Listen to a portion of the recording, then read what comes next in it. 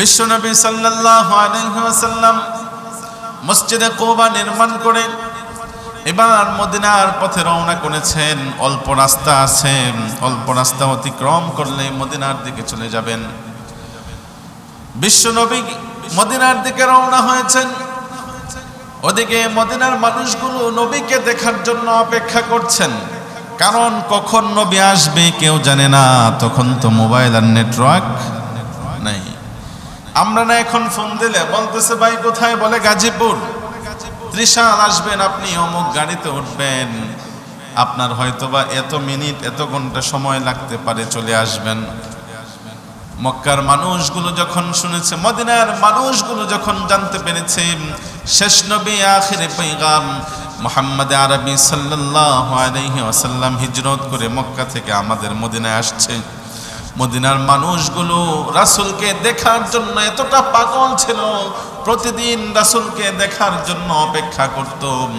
আমরা যেমন ঈদের আগে চাঁদ রাতে এই চাঁদ দেখার জন্য অপেক্ষা করি বা করতাম, এখন তো বাসাবাড়ি হয়েছে, ছাদে উঠে অনেকে অপেক্ষা করে চাঁদ দেখার জন্য, ঈদের চাঁদ দেখবে। নবী তো এমন একজন চাঁদ ছিল, আমরা যেমন কুরবানির চাঁদ দেখার জন্য, আনন্দ উৎসবের জন্য চাঁদ দেখার জন্য অপেক্ষা করি, মদিনার মানুষগুলো হিদায়াতের আলো, হিদায়াতের চাঁদ মুহাম্মদকে দেখার জন্য প্রতিদিন এভাবে অপেক্ষা করত। মদিনার মানুষগুলো যখন নবীকে দেখলেন, নবীকে দেখে মদিনার মানুষগুলো পাগল হয়ে গেলেন, খুশিতে বাকবাকুম। মদিনার মানুষগুলো রাসূলকে অভ্যর্থনা দিচ্ছিলেন, আহলান সাহলান দিচ্ছিলেন, আর আরবি বিভিন্ন গান গাইতেছিলেন। তলা আল বাদরু আলাইনা, তলা আল বাদরু আলাইনা মিন সানি ওয়াদিল বিদা ওয়াজাব আশ-শুকরু আলাইনা মা দাআ লিল্লাহি দাআ। মদিনার মানুষগুলো এভাবে আরবি গান গাইতেছিলেন আর নবীজিকে অভ্যর্থনা দিচ্ছিলেন। সেই নবীকে দেখার মতো বা দেখার পরে যে একটা রিয়াকশন, একটা আনন্দ আমরা বুঝবো না, কারণ মদিনার মানুষগুলো ছিল নরম তবিয়তের। এক কথায়, যার কথায় নিজের সব কিছু বিসর্জন দিতে রাজি। মদিনার মানুষগুলো নবীকে দেখে, নবীকে কাছে পাওয়ার পর বলতেছেন, ইয়া রাসূলুল্লাহ আমার বাসায় চলেন। সবাই বাসায় নেওয়ার জন্য প্রস্তুত। বিশ্বনবী বলতেছেন, মদিনাবাসী শুনো, আমি মদিনায় ঢোকার পর আমার এই উটের লাগামটা আমি আর আমার কাছে রাখি নাই। আমি মদিনায় ঢোকার পর উটের লাগামটা আমি ছেড়ে দিয়েছি। মদিনায় ঢোকার পর উটের লাগাম ছেড়ে দিয়েছি। উট এখন আল্লাহ পাকের ইশারায় চলছে, যেদিকেই যাবে, যেখানেই যাবে, সেখানেই হবে আমার আশ্রয়। সকল মানুষগুলো দুই সাইড হয়ে এভাবে দাঁড়িয়ে গেলেন। মাঝখান দিয়ে নবী, বিশ্বনবী সাল্লাল্লাহু আলাইহি ওয়াসাল্লামের উট আর সাইয়েদনা আবু বকরের উট যাচ্ছে। প্রত্যেকেই মনে করতেছেন, মনে হয় আমার দিকে আসবে, মনে হয় আমার ঘরে ঢুকবে। বিশ্বনবীর ওই উটটা যেতে যেতে যেতে যেতে বর্তমানে যেখানে মদিনা মুনাওয়ারার প্রথম গেট, প্রধান ফটক, ওই প্রথম গেটের জায়গাতে গিয়ে বসে গেলেন। সুবহানাল্লাহ। মসজিদে নববীতে কে কে গিয়েছেন? 2-3 জন, খুবই কম সংখ্যা। ওই মসজিদে নববী, এটা দেখার সবার স্বপ্ন। আমি মনে করি সে যত বড় গুনাহগারটাই হোক, যদি একবার শুনে যে 10,000 টাকা অথবা 50,000 টাকার বিনিময়ে মদিনায় যাওয়া যাইব, আমার মনে হয় ওই সব থেকে গুনাহগার ব্যক্তিটাও লাভ দিয়ে দাঁড়াবে। আমরা এই মসজিদ থেকে দোয়া করি, আল্লাহ পাক যেন আমাদের প্রত্যেককে জীবনে একবার হলেও বাইতুল্লাহর মুসাফির হিসাবে কবুল করেন, পড়ে আমিন। রাসূলুল্লাহ সাল্লাল্লাহু আলাইহি ওয়াসাল্লামের উটটাকে মসজিদে নববীর বর্তমানে যেটা প্রধান গেট, ওখানে গিয়ে বসে গেলেন। কিছুক্ষণ ওখানে বসার পর উটটা এসে আবার উল্টো দিকে হাঁটছে। হেঁটে হেঁটে হেঁটে হেঁটে আবু আইয়ুব আনসারীর বাড়ির কাছে গিয়ে বা বাড়িতে গিয়ে বসলেন। এসে নামাজের অপেক্ষারত থেকে কোরআন ও হাদিসের আলোকে কিছু গুরুত্বপূর্ণ সিরাত সম্পর্কে আলোচনা শোনা ও করার তৌফিক দান করেছেন। এজন্য অন্তর থেকে কালিমাতুশ শুকর পাঠ করি, সকলে পড়ে আলহামদুলিল্লাহ। আমরা বিগত কয়েক জুমা ধরে ধারাবাহিকভাবে রাসূলের সিরাত সম্পর্কে আলোচনা শুনছিলাম। গত জুমায় আমরা আলোচনা শুনেছিলাম, শেষ করেছিলাম যে নবীজি সাল্লাল্লাহু আলাইহি ওয়াসাল্লাম তিনি হিজরত করতে রওনা করেছিলেন। নবীজির সাথে হিজরতের সাথী হিসাবে কে ছিলেন? আবু বকর সিদ্দিক রাদিয়াল্লাহু আনহু।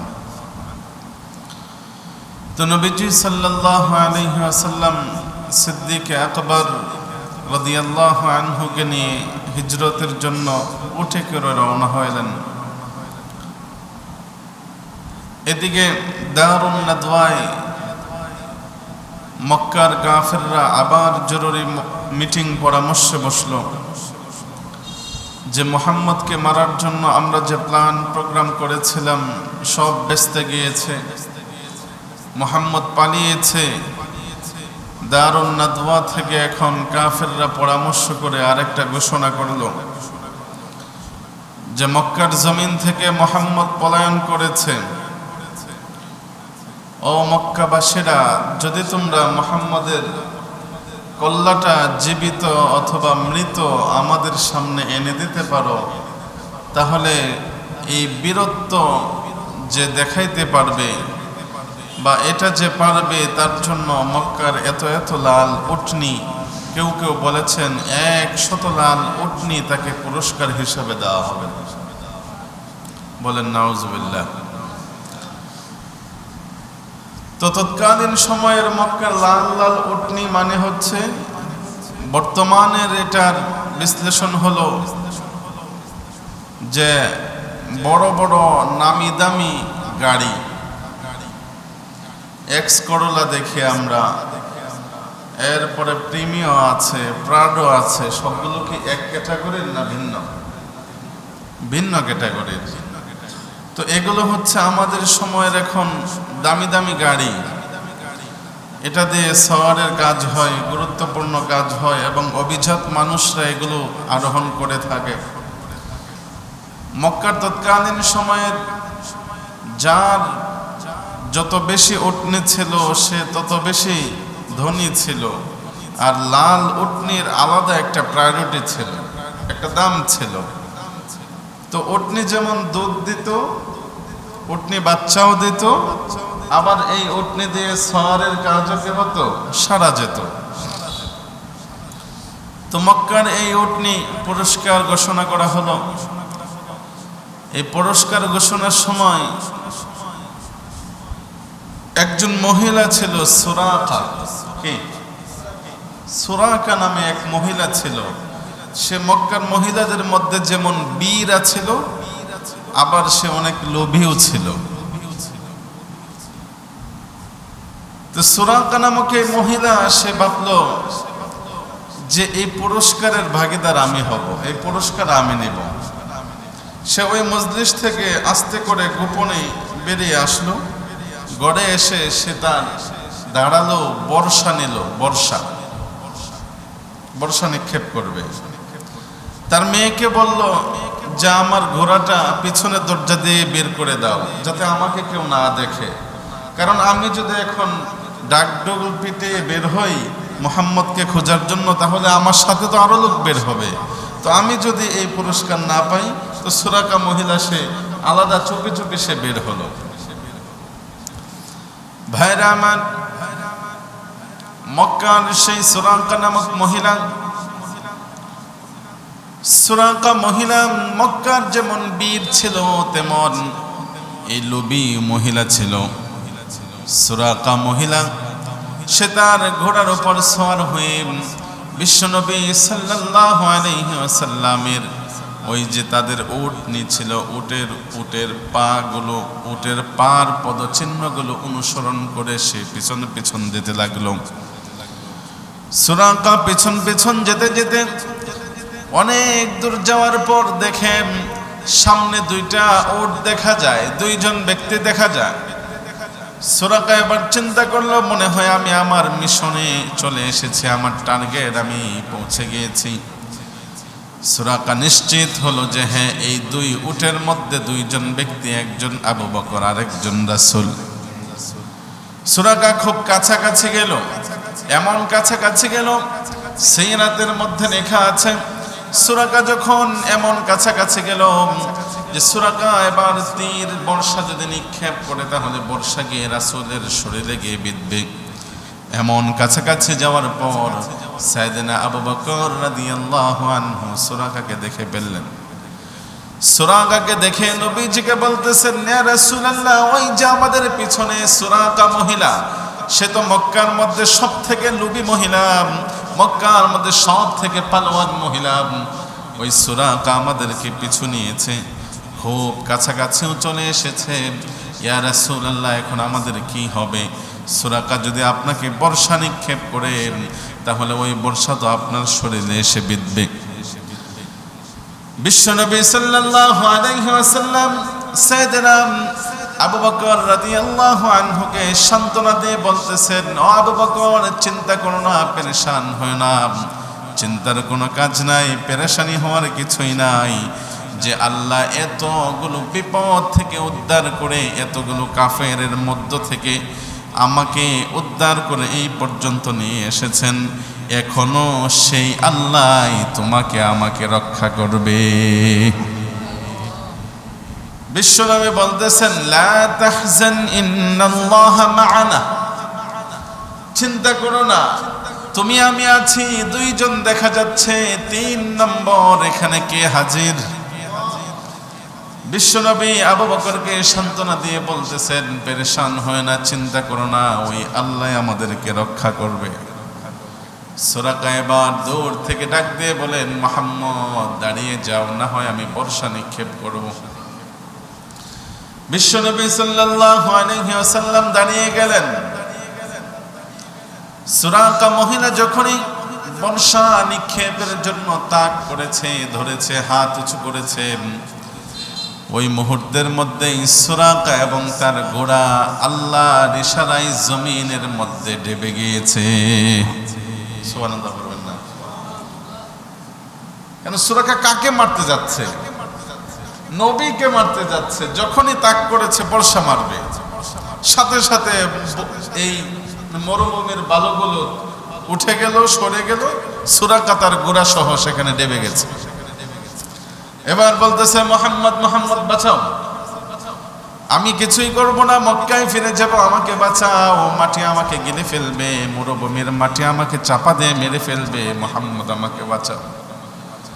বিশ্বনবী মাটিকে সরে যাওয়ার নির্দেশ দিলেন, মাটি সরে গেল, সুরাকা উঠে গেল। এবার সুরাকা ওঠার পরেও আবার সুরাকা তাক করেছে। মনে মনে সুরাকা ভাবতেছে, যা হয়েছে মনে হয় অ্যাক্সিডেন্ট। কি অ্যাক্সিডেন্ট? যে এটা মনে হয়ে গেছে, সমস্যা নাই, মাটি আমাকে গিলে ফেলবে, কখনো তো হয় নাই, হয়তো একটা অ্যাক্সিডেন্ট হয়ে গেছে, আচ্ছা আবার একটু তাক করি না। ওই যে লোভ, কি নেবে? 100 উটনি নেবে, স্বর্ণ মুদ্রা নেবে, লোভ। গ্রাম্য ভাষায় আছে না যে নাইরা আসে বেল গাছের নিচে একবারই যা, হ্যাঁ, আর যার লোভ বেশি সে বারবার যা, বেল মাথার উপর পড়লেও যা, যে যদি আরেকটা পাই। সুরাকার মনে তো লোভ অনেক, তার ওই পুরস্কার নিতে হবে, এবং সে আগেই সবার আগে সেই মুহাম্মদকে পেয়েছে, তো মুহাম্মদকে মেরে যদি কোনোভাবে পুরস্কার নেওয়া যায়, ওই লোভ তার মধ্যে কাজ করছে এখনো। সে এখনো আবার সেকেন্ড টাইম উঠে দাঁড়িয়েছে যে রাসূলকে বর্ষা মারবে। যখন আবার হাত উঁচা করেছে, জমিন আবার তাকে চতুর্দিক থেকে ধরে ডাবিয়ে দিয়েছে। এবার রাসূলের কাছে আহাজারি করছে, কাকুতি মিনতি করতেছে, রাসূলের কাছে মাপ চাচ্ছে, তার প্রাণটা ভিক্ষা চাচ্ছে। দেখেন তো সে আসছিল কি জন্য আর এখন হচ্ছে কি। সুরাকা চিন্তা করতেছে এটা অলৌকিকভাবে বা কোনো অ্যাক্সিডেন্ট হতে পারে না। বারবার মাটি আমাকে খেয়ে ফেলছে, আমাকে গিলে ফেলছে, মাটি আমাকে বারবার চাপা দিয়ে মাটির নিচে তলা করে দিতে যাচ্ছে, এটা অ্যাক্সিডেন্ট না, মুহাম্মদ সত্য নবী। সুরাকার দিলে এই বিশ্বাস, এই ইয়াকিন চলে এসেছে। কিন্তু আসলে কি হবে? ওই যে হেদায়েত সবার কপালে নাই। সুরাকা এবার নবীজির কাছে তার প্রাণ ভিক্ষা চাচ্ছে, এসেছিল প্রাণ নিতে, এখন নিজের প্রাণই বিপদে। তো সুরাকার আকুতি, তার আহাজারি, তার অসহায়ত্ব দেখে নবী আবার ইশারা দিয়ে মাটিকে সরিয়ে দিলেন। এবার সুরাকা যাচ্ছে না। সুরাকা বলতেছেন, নবী মুহাম্মদ, আপনি আমাকে উদ্ধার করতে পারেন, আর আপনি যদি আমাকে এখানে রেখে চলে যান, আমার মনে হয় না আমি বেঁচে মক্কায় ফিরতে পারবো। অতএব আপনি জমিনকে নিষেধ করে যান, সে যেন আমাকে খেয়ে না ফেলে। নবী বলতেছেন, ঠিক আছে, তোমার কিচ্ছু হবে না, তুমি নিরাপদে চলে যাও। তবে জেনে রাখো, আমার দিকে যদি আর তীর বা বর্ষা নিক্ষেপের দুঃসাহস করো, জমিন কিন্তু তোমাকে ছাড়বে না। সুরাকা বলতেছেন, ইয়া রাসূলুল্লাহ, আমি এক মুহূর্ত এখানে থাকবো না, আপনাকে মারবো তো দূরের কথা, আমি আবার মক্কায় আমার জানটা নিয়ে, প্রাণ নিয়ে ফিরে যেতে চাই। তবে সেই ডকুমেন্টসটা আমাকে দেন। কি বলে যে, আমি আপনাকে একটা চিরকুট দিচ্ছি, আপনি এটাতে লিখে দিবেন যে মাটি যেন সুরাকাকে গিলে না ফেলে, গ্রাস করে না নেই। এটা আপনি লিখে দেন, যাতে করে আমি নিরাপদে আবার মক্কায় যেতে পারি। আসলে নিরাপত্তা দেওয়ার মালিক কে? জোরে বলেন, আরো জোরে। নিরাপত্তা দেয় কে? রাসূলকে এতগুলো কাফেরদের বেষ্টনী থেকে নিরাপত্তা দিয়ে নিয়ে এসেছেন কে? তো নিরাপত্তা তো এটা আল্লাহ প্রদত্ত, এটা দুনিয়াবি কোনো শক্তি না। আমরা মাঝে মধ্যে শুনে থাকি, আমার দেশের বা পৃথিবীর নিজামটাই এমন, এমপি মন্ত্রীরা তারা মাননীয় প্রধানমন্ত্রীর কাছে নিরাপত্তা চেয়ে বডিগার্ড চায়, অথবা পুলিশের প্রোটোকল চায়, বা সরকারি কোনো বহরের আলাদা একটা পার্সোনাল নিরাপত্তা তাদেরকে দেওয়া হয়, বা তারা এটা চেয়ে থাকে। আসলে এই যে নিরাপত্তা, আমার তো মনে হয় যে সরকারি এই সমস্ত লোকেরা অথবা এই সংসদ সদস্যরা যে সমস্ত নিরাপত্তাহীনতায় ভোগে নিজেরা, এর কারণ তো তারা নিজেই। কারণ একজন মানুষ যখন সে তার এলাকা থেকে, তার এরিয়া থেকে, তার মহল্লা থেকে, তার ইউনিয়ন থেকে, তার উপজেলা থেকে সে যখন মেম্বার অফ পার্লামেন্ট হয়েছে, সে যদি তার ইউনিয়নের, তার ওই এলাকা, তার ওই এরিয়ার মানুষগুলোর হক আদায় করে, তাদের দেয়া প্রতিশ্রুতিগুলো যদি সে রক্ষা করে, তাদের সুখে দুঃখে যদি পাশে থাকে, তাহলে তো ওই ব্যক্তির, ওই এমপির, ওই মন্ত্রীর আলাদা কোনো প্রোটোকলের দরকার নাই। ওই এমপি মন্ত্রীকে তো তার মহল্লার লোকজনই নিজের প্রাণ দিয়ে হলেও সে এটা নিরাপত্তা দেবে। এখন আপনি এটা করবেন না, নিরাপত্তা নাই, আপনার নিরাপত্তা জনিত কারণে আপনি ভয়ে আছেন। বলে যে আপনি যে এরিয়া থেকে এমপি মন্ত্রী হয়েছেন, ওই এরিয়ার মানুষগুলোর সাথে আপনার দুর্ব্যবহার, তাদের হক আপনি নষ্ট করছেন, সরকারি বরাদ্দগুলো আপনি নিজে পকেটে ঢোকাচ্ছেন, তাদেরকে আপনি সুখে দুঃখে পাশে দেখেন না, পাশে টানেন না, কাছে টানেন না। আপনি আপনার ওই ব্যাংক ব্যালেন্স গুলশান, বনানী, ধানমন্ডিতে আপনি বাড়ি গাড়ি নিয়ে পড়ে থাকেন, তাহলে ওই সমস্ত জনগণ আপনাকে যেখানেই পাবে সেখানেই তো জুতা পেটা করবে। ঠিক না ঠিক? আরো জুড়ে। তো নিজের নিরাপত্তা নিজেই হয়ে যান, প্রোটোকলের প্রয়োজন নাই, সরকারের আলাদা কোনো সিকিউরিটির প্রয়োজন নাই। সরকার আপনাকে কি দেবে? অথবা একজন মানুষের বডিগার্ড, সে তো শুধুমাত্র বডির গার্ড দিবে। যদি আল্লাহ পাকের পক্ষ থেকে নিরাপত্তানামা আপনার জন্য নিশ্চিত না থাকে, তাহলে দুনিয়ার এই সমস্ত প্রোটোকল আর বডিগার্ড দিয়ে আপনাকে রক্ষা করা যাবে।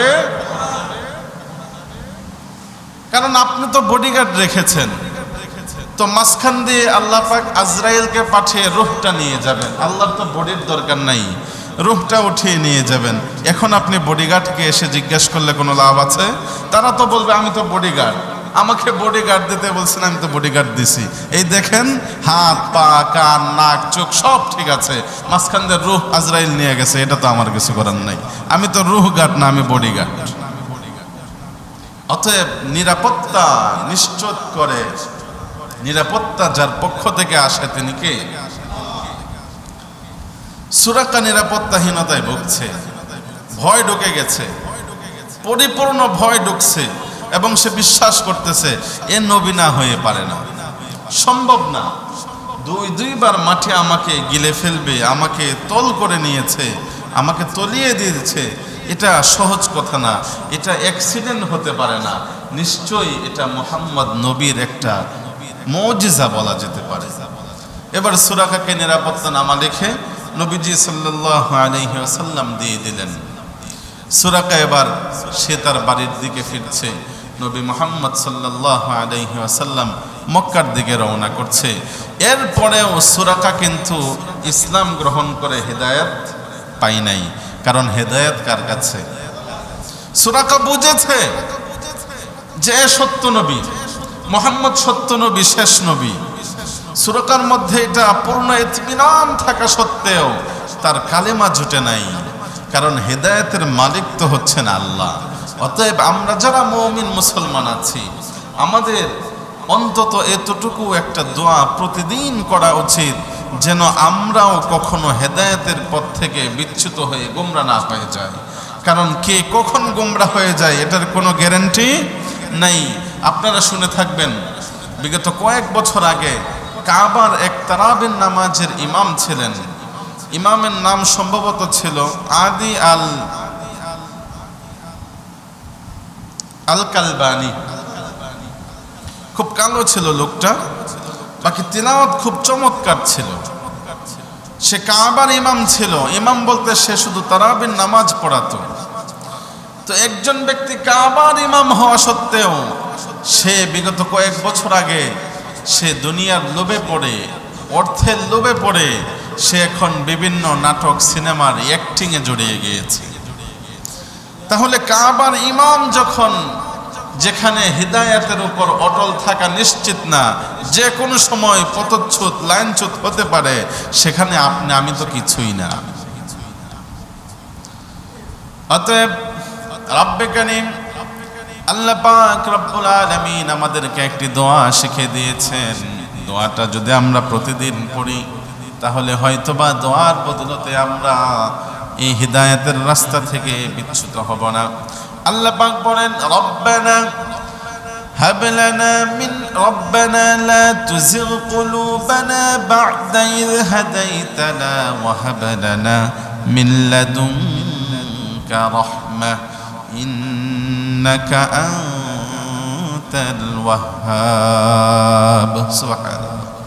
আল্লাহ পাক বলতেছেন, বান্দা গোলাম তুমি দোয়া করবে, তুমি তোমার রবের কাছে চাইবে।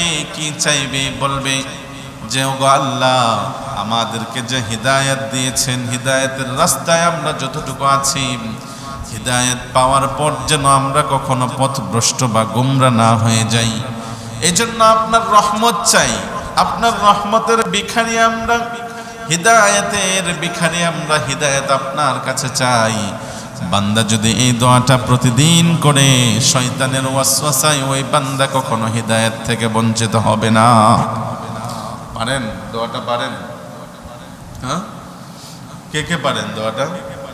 কোরআনের একটা আয়াত, এটা আমার সাথে পড়েন। রব্বানা লা তুযিগ কুলুবানা বা'দা ইয হাদাইতানা ওয়া হাব লানা মিন লাদুনকা রাহমাহ ইন্নাকা আনতাল ওয়াহ্হাব। এই দোয়াটা আমরা ডেইলি পাঠ করব ইনশাআল্লাহ। আসলে এই দোয়ার মধ্যে সব থেকে আল্লাহকে ইমোশনাল করার জন্য সহজ উপায় হচ্ছে যে দোয়ার মধ্যে আল্লাহ পাকের পক্ষ থেকে যে পদ্ধতি শেখানো আছে সেভাবে করা, নবীজি যে পদ্ধতি শিখিয়ে দিয়েছেন সেভাবে করা, অথবা হাদিসে বা কোরআনের যে সমস্ত আয়াতগুলো দোয়া হিসাবে নাজিল হয়েছে, রাসূল যে সমস্ত দোয়াগুলো তার হাদিসের মধ্যে বলে গিয়েছেন এগুলো পড়েই দোয়া করা হচ্ছে সব থেকে ভালো। তাছাড়া আমরা আমাদের ভাষায় দোয়া করব।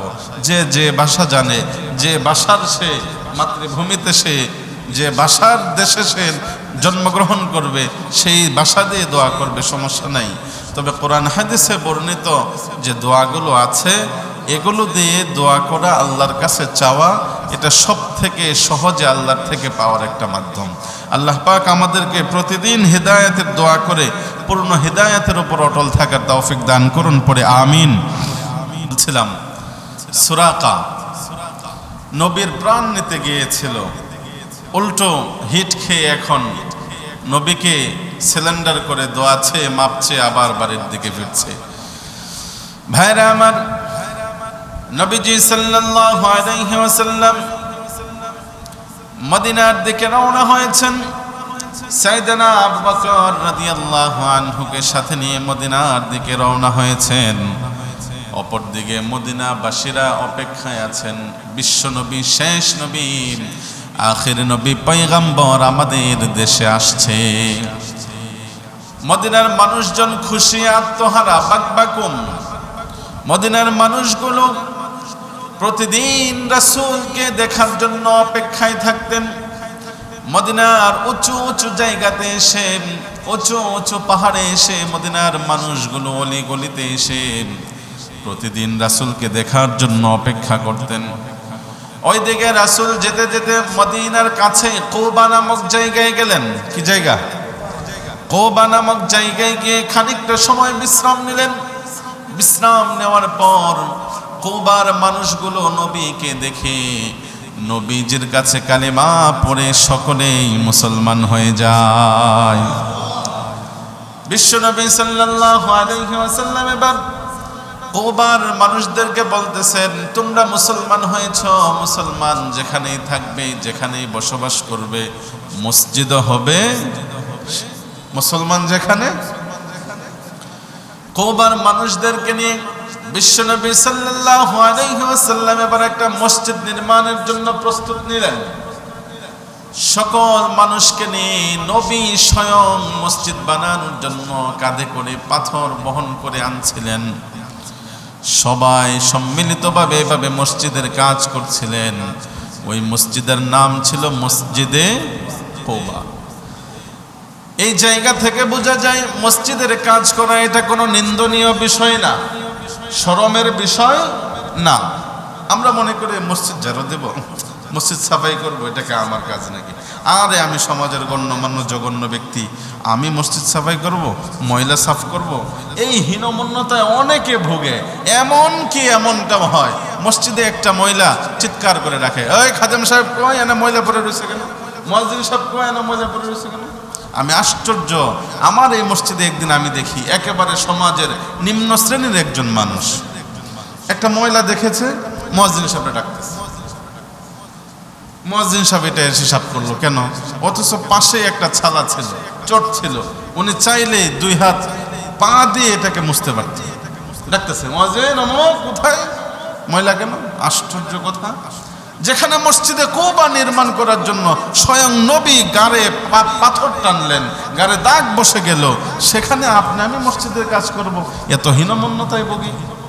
আহা, পুরা কপাল আমাদের। মসজিদের কাজ করবেন, মসজিদ সাফাই করবেন, মসজিদ থেকে ময়লা ফেলে দিবেন, এটা তো আপনার কপাল। আপনি কার ঘর সাফ করছেন?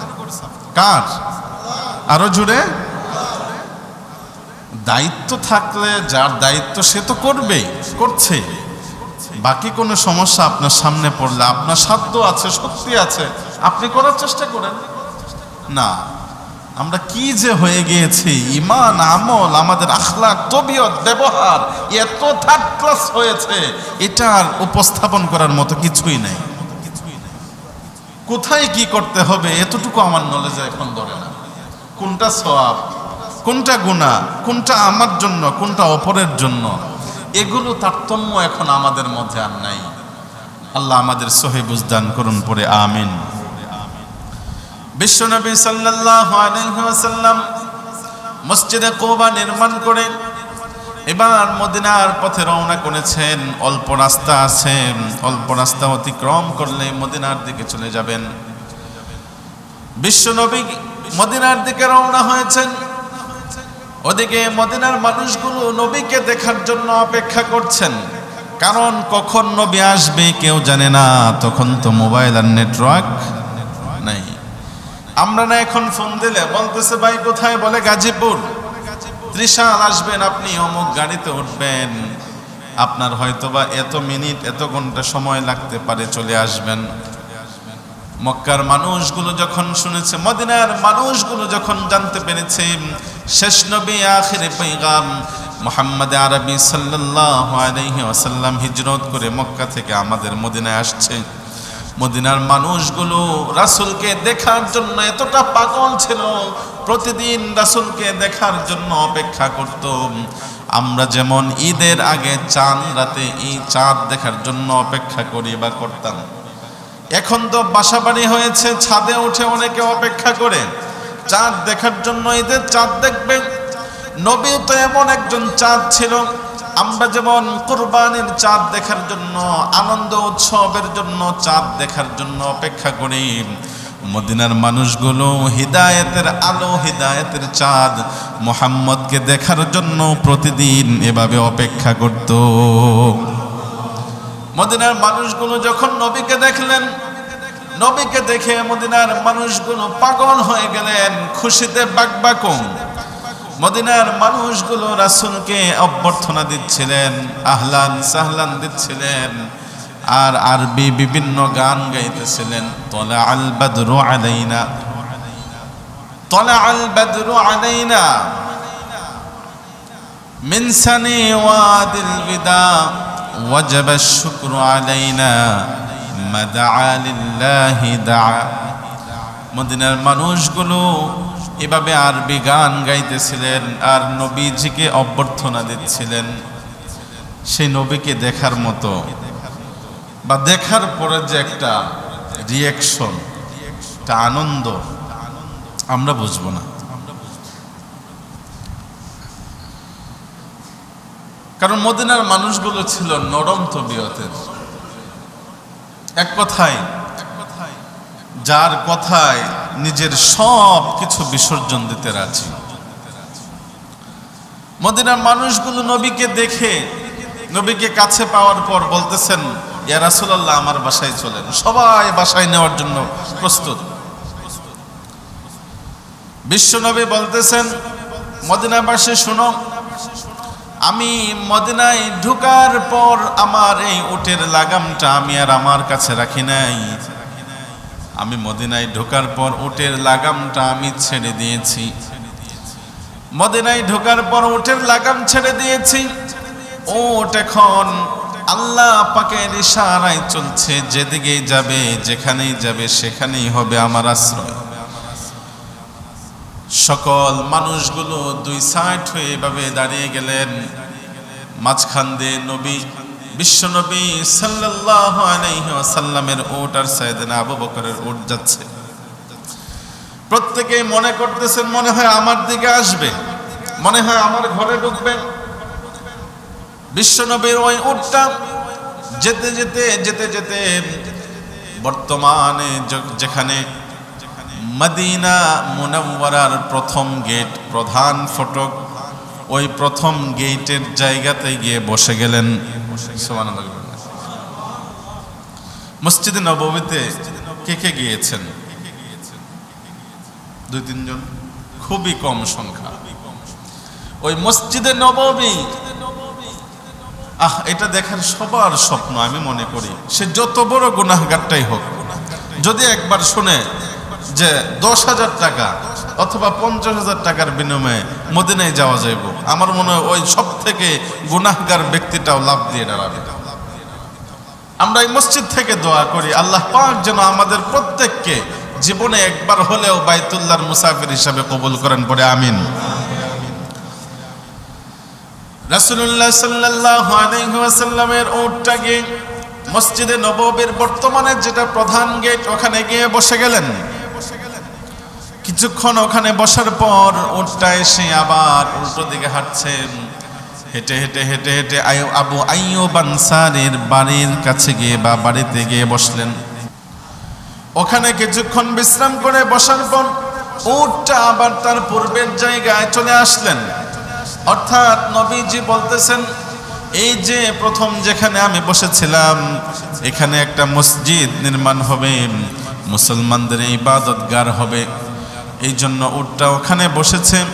এবং পরবর্তীতে আমি আবু আইয়ুব আনসারীর বাসায় গিয়েছিল, ওখানে আমার অল্প সময় বা কিছুক্ষণের জন্য, কয়েক বছরের জন্য বা অল্প মুহূর্তের জন্য সেখানে আমি বিশ্রাম করব, অবস্থান করব। যখন মসজিদে নববী হয়ে যাবে তখন আবার ওখান থেকে আমি এখানে চলে আসব। নবীজি সাল্লাল্লাহু আলাইহি ওয়াসাল্লাম মদিনার মানুষদেরকে নিয়ে মসজিদে নববী নির্মাণ করার পর ওখানে সংক্ষিপ্ত একটা ভাষণ দিয়েছিলেন। সংক্ষিপ্ত ভাষণে বিশ্বনবী সাল্লাল্লাহু আলাইহি ওয়াসাল্লাম বলেছিলেন, প্রথমেই ও মদিনাবাসী শুনে রাখো, আফশুস সালাম, তোমরা সালামের ব্যাপক প্রচার প্রসার করো, একে অপরকে সালাম দাও। প্রত্যেককে সালাম দেবে, চিনো আর না চিনো, ছোট হোক বড় হোক, প্রত্যেককে সালাম দেবে। আমরা দেইনি। নবীজি ওখানে মসজিদে নববীতে দাঁড়িয়ে অল্প কথা কিন্তু ব্যাখ্যা অনেক, কথা কম কাজ বেশি, এরকম দু চারটা মোটা মোটা কথা বললেন। বিশ্বনবী বললেন, মদিনাবাসীরা শুনে রাখো, তোমরা সালামের আদান প্রদান করতে থাকো, সালাম দেবে। সাল্লিম আলা মান আরাফতা, সাল্লিম আলা মান আরাফতা ওয়া মান লাম তারিফ। তোমরা চিনো আর না চিনো, পরিচিত অপরিচিত, যাকেই পাও তাকেই, যাকেই পাই তাকেই আমরা দেই। আমরা যাকে চিনি তাকে দেই। যারকে সালাম দিলে আমার একটু লাভ আছে, কোনো ফায়দা হবে, কোনো স্বার্থ হাসিল হবে, তাকে সালাম দেই। আর যদি অফিসের বস হয়, মাশাআল্লাহ, কথাই নাই, একবারের জায়গায় 6 বারও সালাম দেই, কিভাবে প্রমোশন হবে? ঠিক না বে ঠিক? জোরে বলেন। এটা মনে হয় কেউ করে না, এটা বাংলাদেশে না, ইন্ডিয়াতে আছে। স্বার্থ হাসিলের জন্য, নিজের স্বার্থ মিটানোর জন্য, পার্থিব কিছু মুনাফার জন্য, নিজের পদোন্নতি করার জন্য একবারের জায়গায় 2 বার 3 বার 4 বারও সালাম দেই। আর সওয়াব হাসিলের উদ্দেশ্যে, রাসূলের সুন্নাহ আদায়ের উদ্দেশ্যে আমার সামনে দিয়ে কত মুরব্বি না অতিক্রম করলো, কাউকে আমি টাইম দেই না। ঠিক না বেঠে? বিশ্বনবী সাল্লাল্লাহু আলাইহি ওয়াসাল্লাম বলেন, আফশুস সালাম, চিনো আর না চিনো, পরিচিত অপরিচিত, প্রত্যেকেই সবাইকে সালাম দাও। দিব তো ইনশাল্লাহ? ওটার লাগে যখন ওযু করে তখন সালাম দেন না। অনেকে সালাম দেয় ওযু অবস্থায়, আমি তাকাই না, তারপরে সালাম দেয়। ওযু করতেছে, হুজুর আসসালামু আলাইকুম, 2 হাত তুলে আল্লাহু আকবার। না, এটা উচিত না। আমি এক জুমায় বলেছিলাম যে সালামের কিছু আদব আছে, কোথায় দিবেন কোথায় দিবেন না, কখন দিবেন না, কাকে দিবেন কাকে দিবেন না। আমি একটা জুমায় বলেছিলাম, যাকে সামনে আলোচনা প্রয়োজন হলে বলবো। বিশ্বনবী বলতেছেন, মদিনাবাসীরা একে অপরকে সালাম দাও, ওয়া আতঈমুত তাআম, এবং তোমরা একে অপরকে খাবার খাওয়াও। কি খাওয়াও? অসহায় দুস্থ দরিদ্র তাদেরকে খাবার খাওয়ানো বিশ্বনবীর একটা সুন্নাহ। শুধু সুন্নাই না, বিশ্বনবীর লাগাতার কন্টিনিউ যেটা করতেন, সব থেকে ভালোবাসতেন বিশ্বনবী অপরকে, অন্য কাউকে খাবার খাওয়ানো।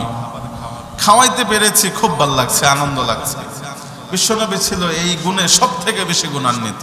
আর আমাদের যে খাওয়াইতে পারলাম না, যা 5টা দিছিলাম, 1টা খাইছে, 4টে টিকে গেছে বর পকেটে, আমার টিকছে, সব থেকে খুশি।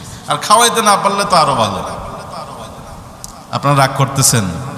চরপাড়ার মানুষ আমারে অনেক খাওয়ায়, আলহামদুলিল্লাহ, অনেক মহাব্বত করে, শুকরিয়া। এটা আপনাদেরকে বলছি না, আসলেই করে। কিন্তু এমন তো হওয়া উচিত ছিল প্রত্যেকের, আমি আমার জায়গা থেকে প্রতিদিন একজনকে কিছু খাবার দেব, অথবা সপ্তাহে একদিন একজন মিসকিনকে আমি ভরপেট খাওয়াবো। এটাকে আমরা প্রত্যেকেই করি, আমাদের জায়গা থেকে করি না। বিশ্বনবী বলতেছেন, মদিনাবাসী, ওয়া আতঈমুত তাআম, তোমরা একে অপরকে খাবার খাওয়াবে। খাবার খাওয়ানোর ক্ষেত্রে একে অপরকে সহযোগিতা করবে। নবীজি সাল্লাল্লাহু আলাইহি ওয়াসাল্লাম বলতেছেন ওয়াসিলুর রিহাম, এবং তোমরা তোমাদের আত্মীয়তার বন্ধনকে অটুট রাখবে। সময় অবস্থা এমন, মামা ভাগ্নের সাথে সম্পর্ক নাই, কেন বলে মামা জমি দেয় নাই।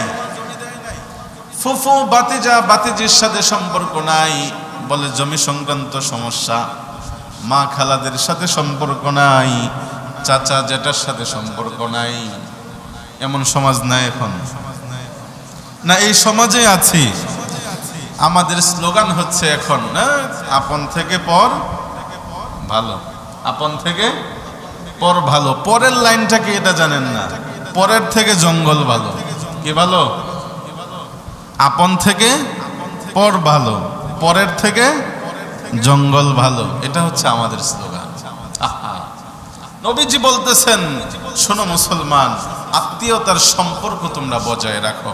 ভাই ভাইয়ের সম্পর্ক, ভাই বোনের সম্পর্ক, ছেলে বাবার সম্পর্ক, শ্বশুর জামাইয়ের সম্পর্ক, দাদা নাতনির সম্পর্ক, বাতিজা চাচার সম্পর্ক, বাগিনা মামার সম্পর্ক একটাও এখন সমাজে পরিপূর্ণভাবে অটুট নাই। নবীজি বলতেছেন, সালামের প্রসার ঘটাও, মানুষকে খাবার খাওয়াও, অসহায় দুস্থ দরিদ্রকে খাবার খাওয়াও। নবীজি 3 নম্বরে বলতেছেন আত্মীয়তার সম্পর্ক বজায় রাখো। 4 নম্বরে গিয়ে নবীজি বলতেছেন যে রাত্রিবেলায় যখন সকল মানুষগুলো, পৃথিবীর সব প্রাণীগুলো ঘুমে বিভোর থাকে, আরামের মধ্যে বিভোর থাকে, ডুবে থাকে, তুমি মুমিন, তুমি মুসলমান, ওই ঘুমকে ভেঙে ওযু করে সালাতে দাঁড়িয়ে যাও। কার কথা? নবীজি বলতেছেন। শীতের রাত, যুবক ভাইরা আমার, মুরব্বীরা এখন তাহাজ্জুদ পড়ে, যুবকরা পড়ে না। কেন? বলে আমি এখনো তাহাজ্জুদের জন্য বালেগ হই নাই। কিসের জন্য? কথা বলে না। যুবকরা ভাবে যে আমি এখনো তাহাজ্জুদ পড়ার বয়সে উপনীত হই নাই, কারণ তাহাজ্জুদ তো পড়েছে আমার দাদা, তাহাজ্জুদ পড়েছে আমার নানা, তাহাজ্জুদ পড়েছে আমার বাবা যখন একেবারে বয়োবৃদ্ধ। তো বোঝা গেল তাহাজ্জুদের বয়স ওইটা। তো যুবকরা এখন কি করবে? তারা তো ঠিকই আছে যে আমার এখনো তাহাজ্জুদের বয়স হয় নাই।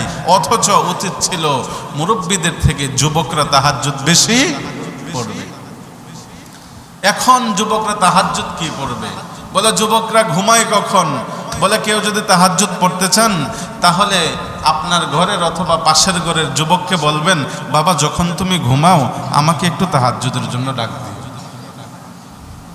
ঠিক না? ঠিক না? ঠিক ঠিক না? ঠিক যে তুমি যখন ঘুমাও আমাকে কি করো? তাহাজ্জুদের জন্য জাগিয়ে দিও।